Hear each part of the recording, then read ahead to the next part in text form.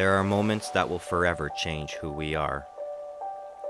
At 37 years old, I would meet my father for the first time. 9 months later, and I was on my way to Nova Scotia with my long-lost brother Derek to start my journey to uncover my roots.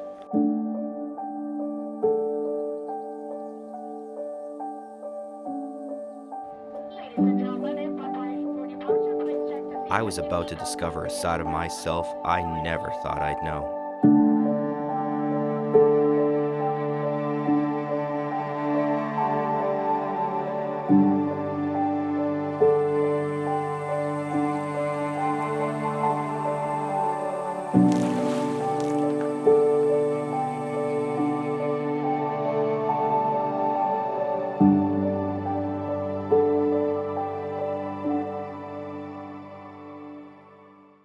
Before I can tell you this story, we need to start from the beginning. This is a picture of my mother and father, Carol Duhamel and Philip Pate. It's one of 3 photos I had of my father, who I never met. My mother and father separated when I was born, and I was raised by my mother until I was 17, and she suddenly passed away. My mother rarely spoke about my father, but always told me that one day, if I ever wanted to look for him, she'd support me. But by the time I had any interest in it, I realized I had nothing except a name and a few pictures to work with. And my source of information, my mother, was gone.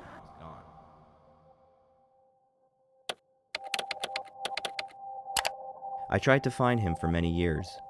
I searched up and down the internet, got potential addresses, phone numbers, and wrote letters. All dead ends. I had no idea if he was alive or if I was searching for a ghost. And then it happened. My father's family found me. I met my father for the first time at 37 years old. I discovered that I have brothers, nephews, nieces, and a nana who was about to turn 90 the following year. This reunion would forever change my life and finally answer some of the biggest questions of my past.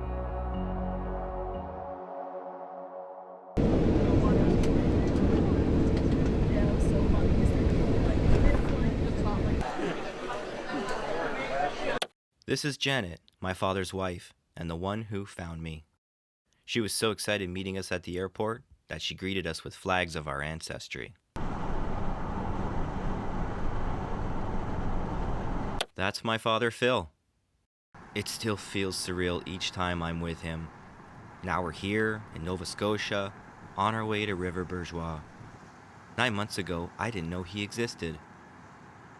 River Bourgeois is a small community in Richmond County on Cape Breton Island, where my grandfather and 2 generations before him lived.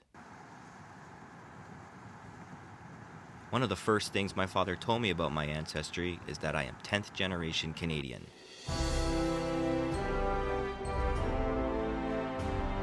As we drove along the ocean, the sun was setting.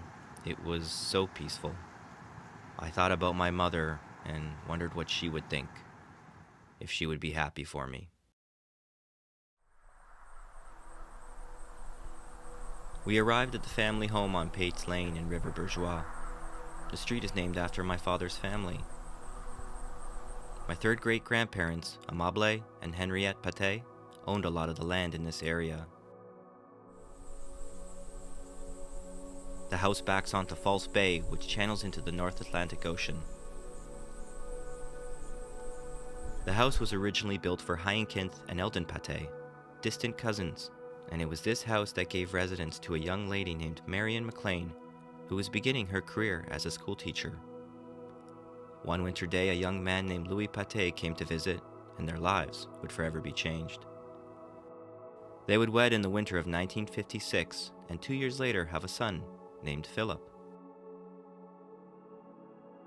Later in life, this was supposed to be the home my grandparents retired in, but my grandpa Louis passed away in 1986. Nana Marion moved back here by herself after he died, and now lives in a nursing home nearby in St. Peter's. Walking into this house felt like the first steps into my past. Everything in this house had a story to tell, and helped paint a picture of who my Nana and my father were. But how did I fit into this? How do I live 37 years of my life, thinking I know who I was, only to be given the opportunity to discover this whole other side? Further down Pates Lane was the home of my great-grandparents, William and Bertha Pate. They moved here in their later years to be closer to everyone. They would celebrate 57 years of marriage together.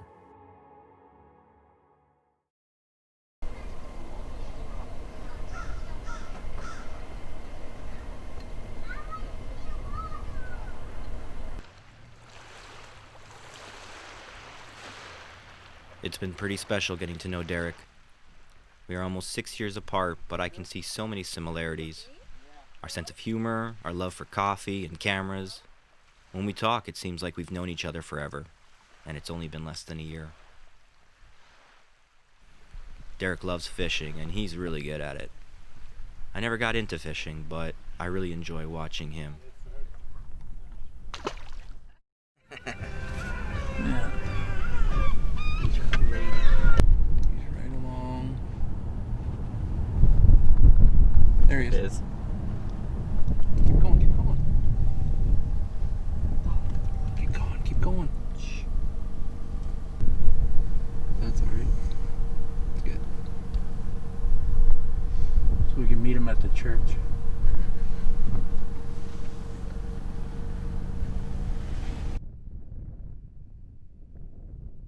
We visited the Church of River Bourgeois, and it happened to be celebrating 150 years of service. This was a great opportunity to learn more about this historic community.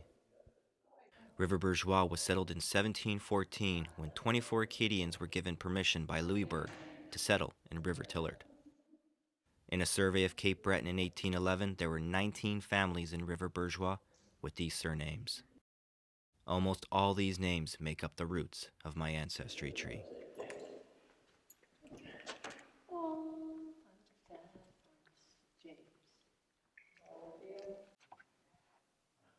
I wonder if you guys could have provided any photos. Actually, This looks like I got most of it from them. So anything that I've gathered for ancestry on the side of the family has come from them. So all the visits, I just kept taking pictures. As soon as they bring out any information, I was like snapping pictures everywhere. Yeah. And then you seem to memorize a lot of it. Yeah. You hold on to it.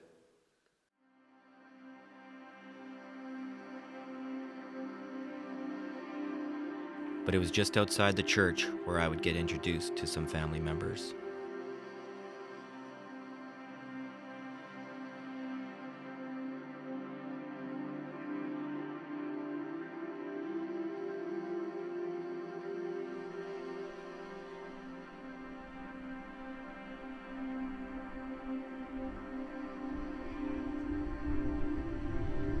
There was so much family here, I couldn't believe it.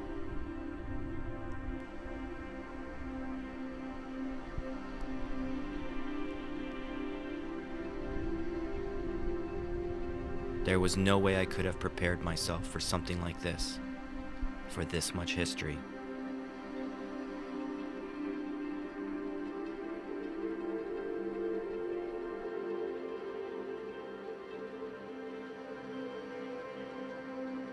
I walked row by row, taking in the names, trying to make connections in my mind. As I made my way through, there was someone special I still needed to find. Grandpa Louis. He passed away when I was only 4 years old, so even if we were in each other's lives, it wouldn't have been for very long. My Grandpa Louis was a veteran of the Second World War, serving overseas in France, Italy, and Germany. A hunter, fisherman, and a family man through and through. Loved card games and horse races. Would be dressed to the nines every day of the week, and was often guilty of hiding ice cream and a chocolate cake in the freezer. It's sad to accept that someone so significant is gone, and that you'll never get a chance to meet them. But I was thankful to be here, sitting before him, surrounded by all this family.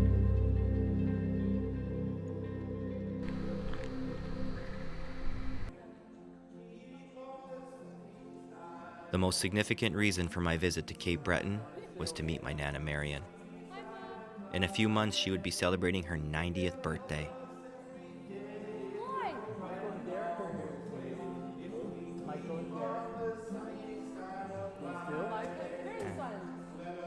Hi there. I didn't see you. That's okay. How are you? I'm great. How are you? I'm good now. Now you weren't feeling good. No, I'm good now seeing you. Oh, Yeah. Pleasure. that's nice. You doing okay? Oh, good. Yeah. I'm just looking. You're a little bit taller than here. Meeting her was such a gift, but it was also complicated due to her dementia and short-term memory loss. I don't know how long he's going to be there. She would be told she knows me, but really have no idea.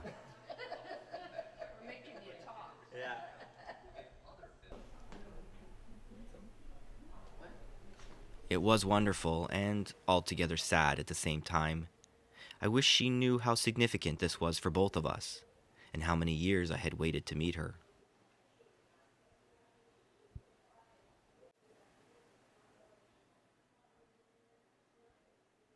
She was so lovely and full of stories and laughter. I could have sat and listened to her talk forever. Looking around and seeing my father, Janet, my brother, and grandmother all sitting together at one time was humbling. I knew this was a moment I would never want to forget.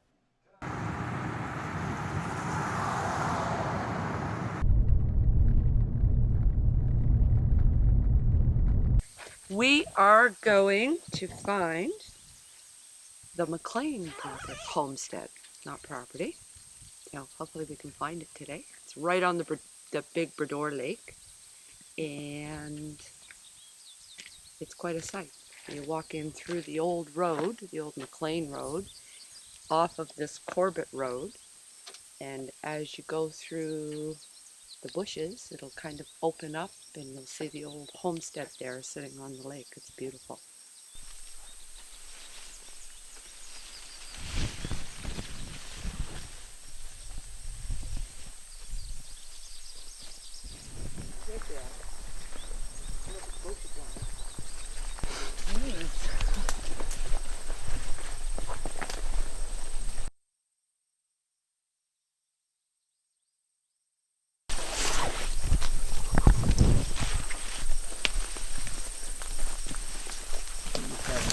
Is this it? We were getting a little bit worried. But this is it.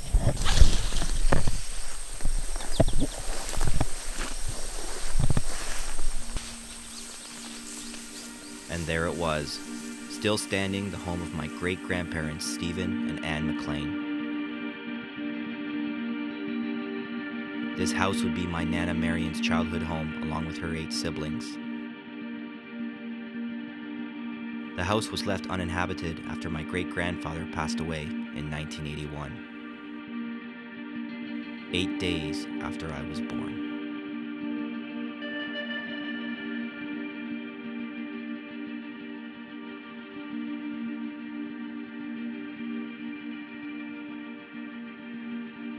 This house has been sitting like this for 37 years.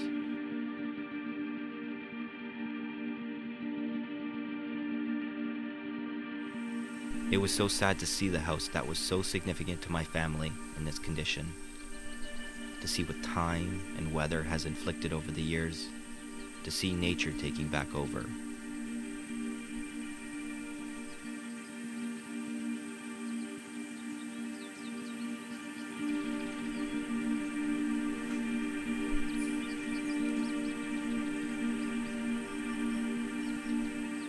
I truly felt this house. I understood this house.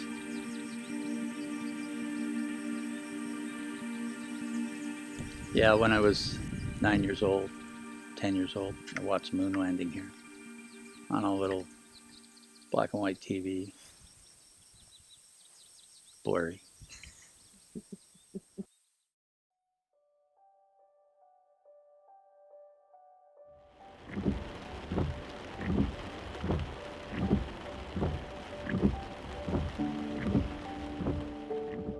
As we drive from location to location, I am experiencing so many thoughts and emotions. So many incredible moments are coming at me, and although it's what I want, it doesn't give me a whole lot of time to process. Maybe now isn't the time to process. This kind of thing doesn't come with a manual. I don't know how to go about this. I am holding it together, but there's 37 years I'm trying to make right for. I am hurt by the loss, but grateful for this. It's tough. But as tough as it is, this family I have with me are trying.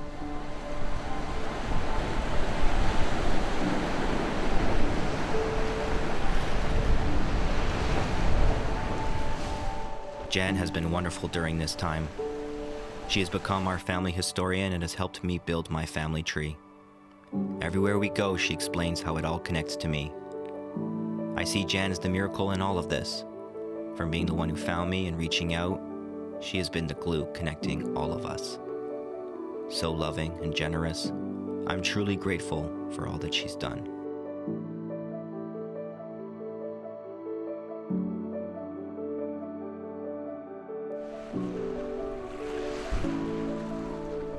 Derek has been the biggest surprise in all of this, and in such a short amount of time, we have formed an incredible bond. We talk almost every single day. Derek, I know, feels cheated out of a lot of lost years together, but we recognize that we can't do anything about that. All we can do is not take for granted the time we now have.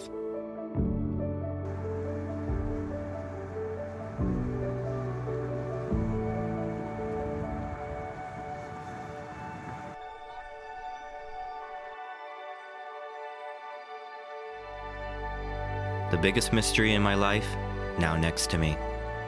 A man of few words, and it's puzzling to truly know what he's thinking or going through. I would imagine this is equally as surreal for him. I am grateful for having this time with my father. To walk with him, talk with him, and just be in his presence is enough. I have found him.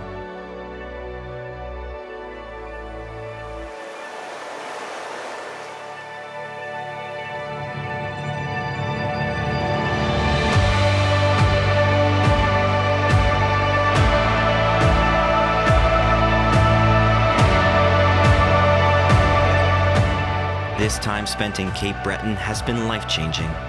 Sharing these moments with my father, Janet, and Derek, meeting my Nana and uncovering my roots is something I never thought I would experience in my lifetime. But somehow, it did happen. And for the first time, I see the darkness of my past fading away. No more questions, no more ghosts.